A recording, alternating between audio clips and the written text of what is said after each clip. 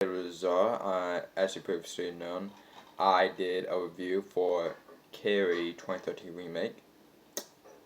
I had to delete that because of lightning problems. Anyways, I'm here to review 30 minutes or less. And to be honest, this movie is good. I hate to say it because I really don't like comedies, but the people that actually did this did Zombieland, and that was an awesome movie to be honest. Great comedic effect, great zombie makeup. Best I've ever seen since Night of the Living Dead. But anyways, the film stars Jesse Eisenberg, Danny McBride, as this is Ansari, Nick Swartzen, and I have to say the weakest character out of these four is Aziz Hassan.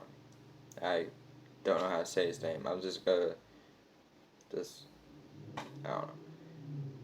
Anyways, he's supposedly he's not best friends with Jesse Eisenberg, but he's like, I actually don't know how their relationship doing because in the movie they're like friends and then they stop and then they go back to friends and then they stop and it's like, eh. That's like one of the weakest things about this film.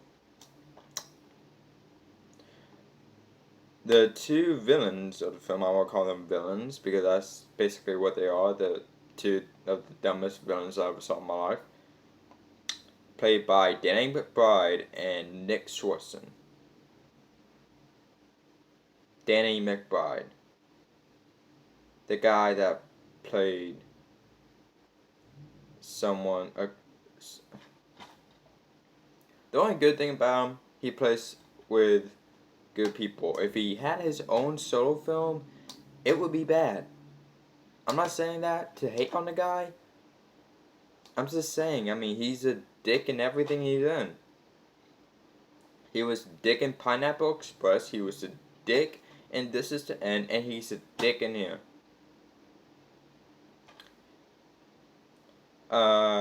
Nick Swartzen he's like a brain dead guy, and he's like, yeah, sure, yeah. He's like, he agrees with everything Danny did, and I did not like that. What I did like is the guys that was trying to get them. I'm gonna say arrested because in the film, Danny McBride and Nick, they like, they want to kill. They want to kill him. Nick Swartzen doesn't want anyone to get hurt.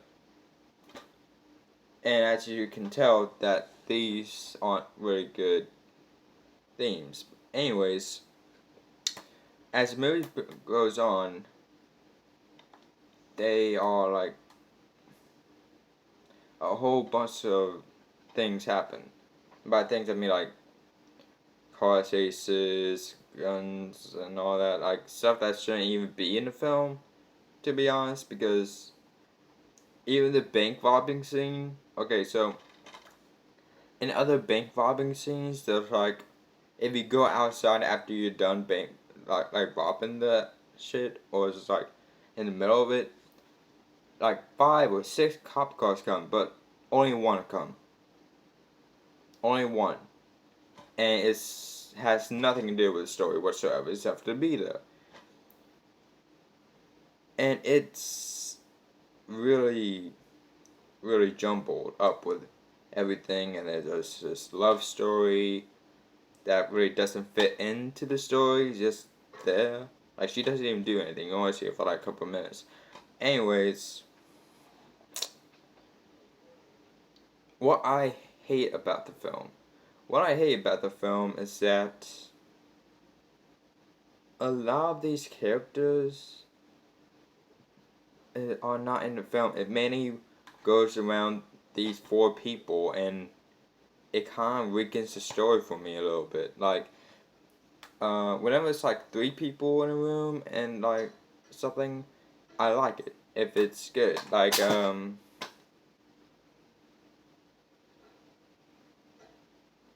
forgot the name of that film. But anyways, it's centered around these 4 people. And by center, I mean it literally centers around them. Like, sure, there's like a couple of scenes where there's someone else, but it's mainly them. And it's really annoying. It's really like loud-ish. The best co-starring in the film is Fred Ward. And I don't like him in anything. He was a badass in this. Like, in one scene, he grabs a pen and just like shoot a guy in the neck, and you're like, oh shit. And he shoot him, and I was like, oh. Anyways, I am done. Wait, yeah. Anyways, the ending is rushed. Like, I am a little bit like, these guys get a fucking flamethrower out of nowhere. Like, first you cut out to a scene and you go back to them talking on a phone, and when they get there, this guy has a fucking flamethrower on his back. Flamethrower. It's why? Do they just want to make everything just jumbled up in Hollywood? Because it really seems like that in a lot of comedy films, especially Jack and Jill. Anyways, the ending, Nick Swartzen character gets burnt a little bit, then Danny makes him, makes him okay, and, put the flames out. Then he apologized to him and makes like this little pack thing. Then he gets in the car and chases after him for the money. That is amazingly not great in the film, because throughout the film he's like, yeah, I'm gonna kill them after they get the money, and he's like, I want to kill everyone, oh, I just want to kill everyone, and then at the scene you're like, oh, maybe he changed his ways. Then the biggest thing happened. He dies. Yep, Danny McBride's character gets blown up in his own car, and it's the most stupidest of ways it could have been done. And it's like, because the last shot of the film is them driving off with his money and him getting blown to hell and die, and it's like, you gonna end it off that note? Like, to be honest, it was a good film with a comedy. It's like, they promoted this as a raunchy comedy robbing movie, to be honest, and it's like, you get the robbing, even the rob scene, it's not in the film. Like, why? Like, it's in the film, but it's only like one scene. Most of the things about that rob scene is talking. Which one are we gonna rob? How are we gonna do this? They even have like a 5-minute scene of them trying to steal a car. 5-minute scene. Why? Why do you... fuck. I have to say, Jesse Eisenberg is the only good thing about this film, to be honest. And that's really disappointing, because I watched this... First time I watched this film, I wanted to laugh. I wanted to like this film because it looked like a perfect robbery film. And it wasn't. All it was them talking, him going on dates with the guy's sister, and the two idiots trying to actually do something with their lives, which is not really good considering what they do. Just put a bomb on his chest. I know I'm jumping around here, but it's like so much shit in the film. It is compiled with shit after shit. No, I'm not even joking. Like,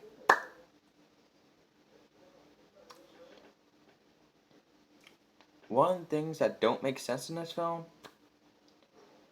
the guy, Dan McBride and Nick, they're like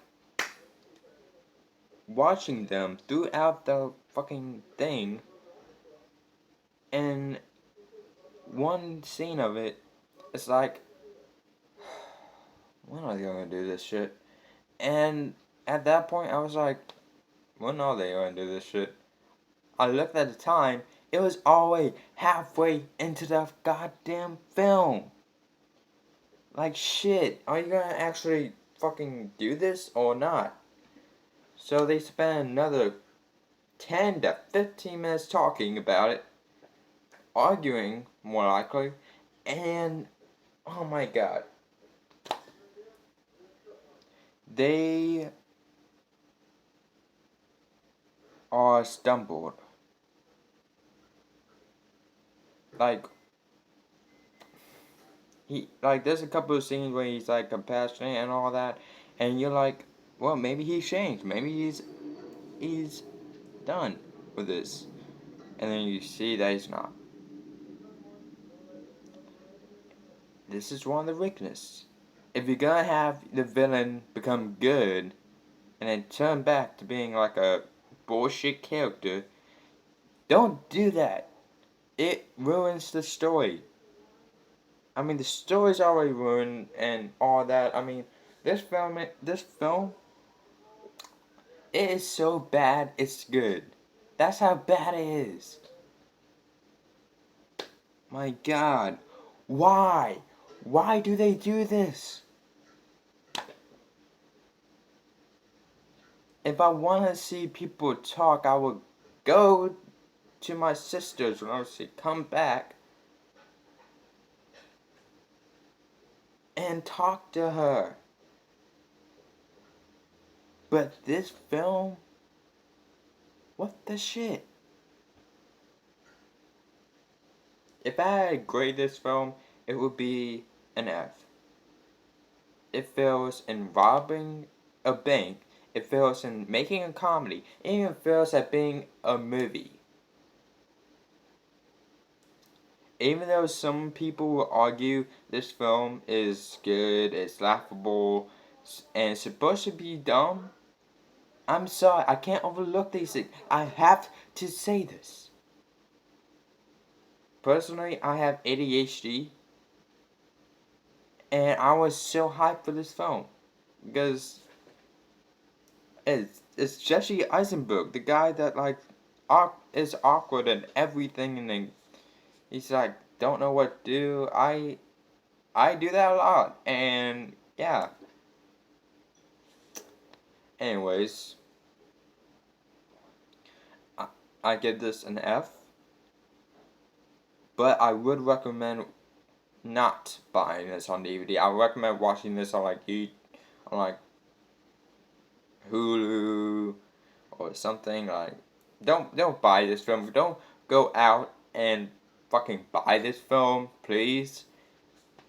Just for your sake, because it's like, I have a film that I don't even watch anymore. My friend Nicholas Wimberly did this sweepstakes thing a couple days ago, and I'm thinking about doing that.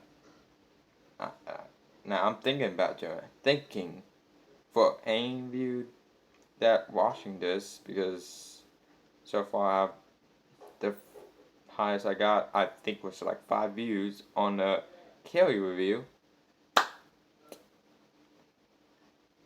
Don't go see this film. This film is better than Hit and Run, but it's worse than Tammy.